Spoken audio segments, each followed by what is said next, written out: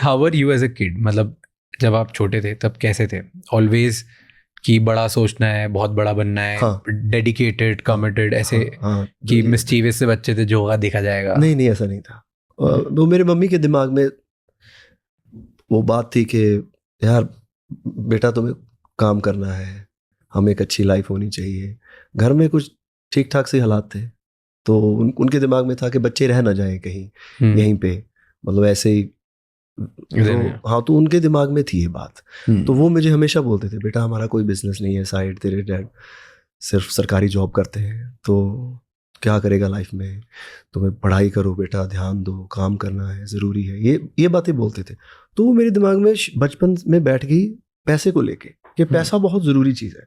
ये मेरे दिमाग बचपन से बैठ गई बात, पैसा बहुत ज़रूरी है, पैसे के बिना लाइफ नहीं है, पैसा पैसा, ये मेरे दिमाग में बैठ गया। तो मेरे को लगा कि यार यही है ज़िंदगी, पैसे बनाने ही ज़िंदगी है। मेरे को ऐसा लगा, जो कि ये 2020 तक मैं इसके पीछे भागता रहा, पैसे के पीछे। मैंने दिन रात काम किया है। हमारे पास कोई भी शो आया, मैंने कभी वापस नहीं मोड़ा। शादी का, अभी तो मेरे को बहुत टाइम होगा शादियों के शो किए, अभी की थी एक पीछे एक वेडिंग, तो दिन रात काम किया है हमने। अब सेम डे हमने अमृतसर भी शो लगाया है और हमने करनाल भी शो है रात का। दिन में करके भागते नहीं देखते थे कहाँ जाना, सुबह रात दिन कुछ नहीं देखा, बहुत काम किया। 18 साल में मेरी एल्बम आ गई। उसके बाद जो शादियों के शो किए मैंने 30 साल तक, जो भागम भागी की है, पैसा बनाना है बस। पर ये अभी 2020 में आके ठहरा हुआ है कि नहीं यार, पैसा बनाना जिंदगी नहीं है। पैसा सिर्फ पैसे आप बना लेना, आप ये कामयाबी ये नहीं है। मैं ये घर वालों का कसूर नहीं कह रहा, ये मोस्टली सब पेरेंट्स के दिमाग में ये बात रहती है कि हमारा बच्चा जो है वो पैसा बना रहा है तो कामयाब है। तो यही सक्सेस का यही एक मंत्र है। मुझे अब नहीं लगता ये, you know this is true, क्योंकि मेरे घर में भी ऐसा ही था। एंड मुझे भी बचपन से बस यही था कि पैसे बनाना है, पैसे बनाओगे तो तुम्हारी समाज में इज्जत होगी, पैसे बनाओगे तो तुम्हारी लाइफ अच्छी चलेगी, पैसे बनाओगे तो माँ बाप खुश होंगे, जो कि है भी। जो तीनों चीजें आपने बोली वो है। समाज में आपकी इज्जत बढ़ेगी 100%, माँ बाप खुश होते हैं 100%, लेकिन लाइफ मुझे लगता है ये नहीं है। तो जिन भगवान को आप मानते हो किसी भी धर्म में, आई थिंक उनका मोटो तो ये नहीं रहा, फिर आप क्यों मानते हो उनको? तो फिर क्या है motto? What do you think? अगर पैसा बनाना नहीं है, ऐसा क्या रियलाइजेशन आया 2020 में कि ओल्ड दिलजीत और न्यू दिलजीत में डिफरेंस आ गया? खत्म ही हो गया ओल्ड तो। बिल्कुल ही मेरा देखने का नजरिया ही चेंज हो गया कि ऐसा थोड़ी था, ये लाइफ ऐसी नहीं थी। अब क्या है सबसे इम्पोर्टेंट?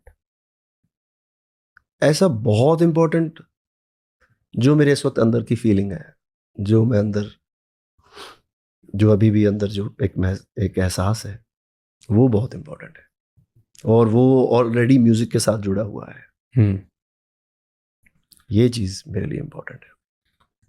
यू नो, थोड़ा इस पे डीप पे बात करते हैं, old Diljit and new Diljit पे। आई रियली लव, क्योंकि ना मैं बहुत इंस्पायर होता हूँ आर्टिस्ट और आर्टिस्ट की जर्नी से। मेरा जो काम है वो काफ़ी डिफरेंट है, बट स्टिल मुझे बड़ा मज़ा आता है। मतलब मैं वेस्ट के भी, इधर के भी, हर जगह के आर्टिस्ट की स्टोरीज बहुत ज़्यादा डीप में पसंद करता हूँ। और क्योंकि मुझे ऐसा लगता है कि आर्टिस्ट ना बहुत जल्दी बहुत सारी चीज़ें देख लेते हैं, तो उनके पास बहुत लाइफ लेसन्स होते हैं सीखने के लिए। So I want to learn that. तो उस पर हम लोग थोड़ी सी मैं कुछ गलत सिखा दूंगा आपको, और आपके थोड़ा सीख लेते हैं। कुछ गलत सिखा दूंगा आपके और देखने वालों को और आपको, तो आप बस सुन लेना, सुन के इग्नोर कर देना, जरूरी नहीं है उस चीज से कुछ सीखना है। ठीक है, अगर मैं कुछ गलत बोल जाऊं तो फेयर। बट पहले ओल्ड दिलजीत की बात करते हैं थोड़ी सी। तो मुझे ये बताओ, उस टाइम पे कभी ऐसा सोचा है कि कितना पैसा मतलब बहुत ज़रूरी होता है, या अभी कौन सा ऐसा पॉइंट होता है जहाँ पे रियलाइज होता है कि यार अब पैसा कमाना इतनी ज़रूरी बात नहीं है?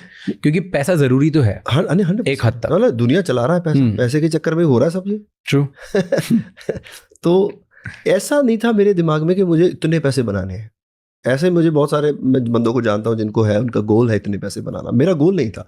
मुझे लगता है कि मेरे दिमाग में जो वो चीज़ ज़्यादा आई, वो मेरे घर वालों की तरफ से आई कि बहुत ज़्यादा ज़रूरी है।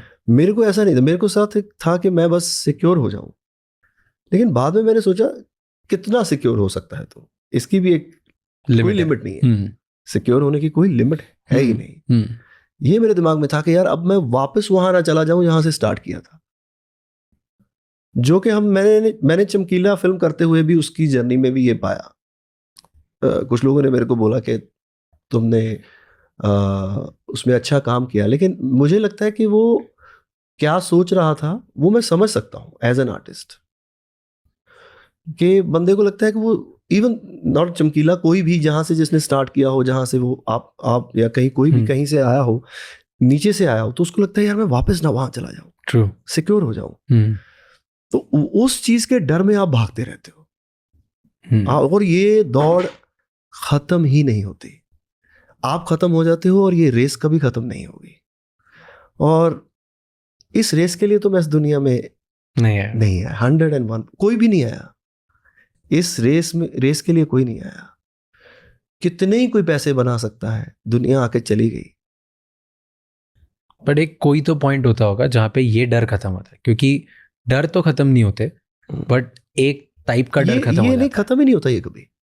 आज भी लगता है नहीं, मेरा तो खत्म हो गया 2020 में, मेरा कोई लेन देन नहीं इस चीज से।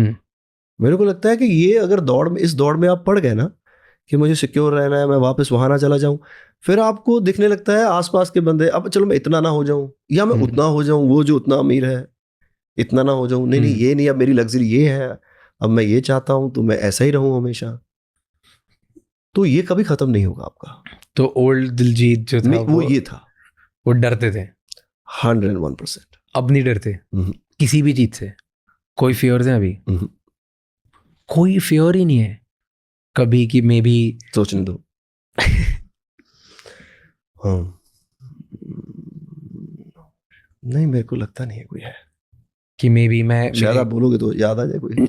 मे बी मेरे गाने नहीं पसंद आए लोगों को, मे बी मैं इररेलेवेंट हो जाऊं एक टाइम बाद। नहीं, गाने बहुत बार नहीं पसंद आते हैं, तो दोबारा बन जाते हैं।